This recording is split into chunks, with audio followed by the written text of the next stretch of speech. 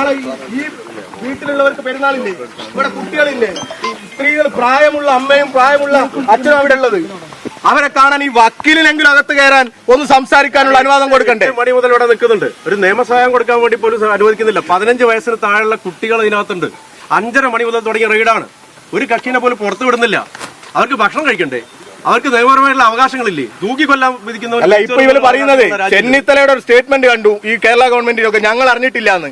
ഇവിടെ നിൽക്കുന്നത് ഒരു SI എന്നാ അയാൾ പോയി ചോദിക്കണ്ട അങ്ങോട്ട്? ഒരു മാന്യത ഉണ്ടെങ്കിൽ ആരാ എന്താ എന്നില്ല. ഈ കേരളത്തിലെ പോലീസിന്റെ നാഥനില്ലേ, ഇതിന് ഉത്തരവാദിത്തപ്പെട്ടവരില്ലേ? Very plan. ഇത് ഇവരും ഈ സതീശനും ഈ മോഡിയും തമ്മിലുള്ള പ്ലാൻ ആണെന്നുള്ളത് ആർക്കറിയാത്തത്? ഇപ്പോ എന്തിനാ ഈ പോലീസ് ഉടക്കുന്നത്? അങ്ങനെയാണെങ്കിൽ പോലീസ് എന്തിനാ തടയുന്നത്? ഈ പോലീസിന്റെ ശുദ്ധ തോന്നിയാസല്ലേ ഇവിടെ കാണുന്നത്? ആരും ചോദിക്കുമ്പോ ഒരു ഉത്തരവാദിത്തപ്പെട്ട പോലീസ് പോലും ഇല്ല ഇവിടെ നിന്ന്. ഏതൊരു SI ഇരുന്നിട്ട് പറയാം ഞാനൊന്നും അറിയില്ല, എന്നിട്ട് ഇങ്ങനെ ഇടിവട്ടി പോലെ നിൽക്കുക. ഓൻ എന്തെങ്കിലും മിണ്ടണ്ടേ? എന്നാ ഈ പോലീസ് അകത്ത് കയറി ചോദിക്കണ്ടേ? ഇവിടെ വക്കീലുണ്ട്, വക്കീലിനെ കാണാൻ അനുവദിക്കണം എന്ന് പറയണ്ടേ? ഒരാൾ പോലും സംസാരിക്കുന്നില്ല. ഇവിടെ പ്രതിഭേട്ടനെ ഉന്തി മാറ്റാൻ ശ്രമിക്കുന്നത്. എന്താണ് ഇങ്ങനത്തെ അവസ്ഥ?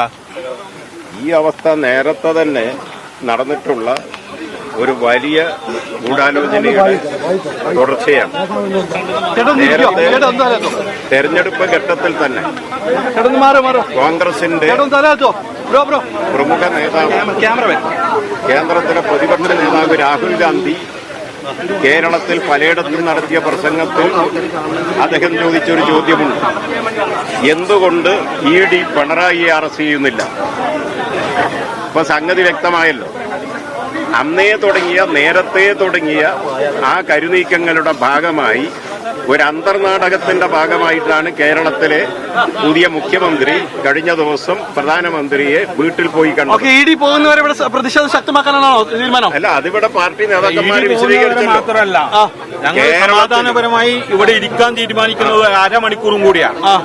അതിനുശേഷം പ്രായമായ ആളുകൾക്ക് ഇവിടെ ഈ പറഞ്ഞ മനുഷ്യാവകാശം കിട്ടുന്നില്ലെങ്കിൽ ഈ കേരളത്തിലെ 40,000 വരുന്ന പോലീസിന് EDയെയും സതീശൻ മേനോനെയും സംരക്ഷിച്ച് കേരളത്തിലെ പാർട്ടീനെ തകർക്കാൻ പറ്റുമോ പറ്റൂലേ എന്നുള്ളത് നമുക്ക് നോക്കാലോ.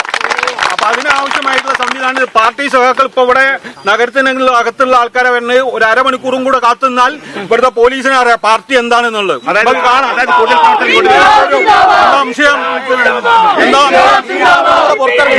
ഈ പറഞ്ഞ പോലീസിനെ സംരക്ഷിക്കാൻ EDനെ പറ്റുമോ പറ്റൂല എന്നുള്ളത് നമുക്ക് നോക്കാലോ. പാർട്ടി എന്നുള്ള നിലയ്ക്ക് ഞങ്ങൾ സമാധാനപരമായിരിക്കുന്നത് നിയമം ഇവിടെ മാനിക്കുന്നതുകൊണ്ടാണ്.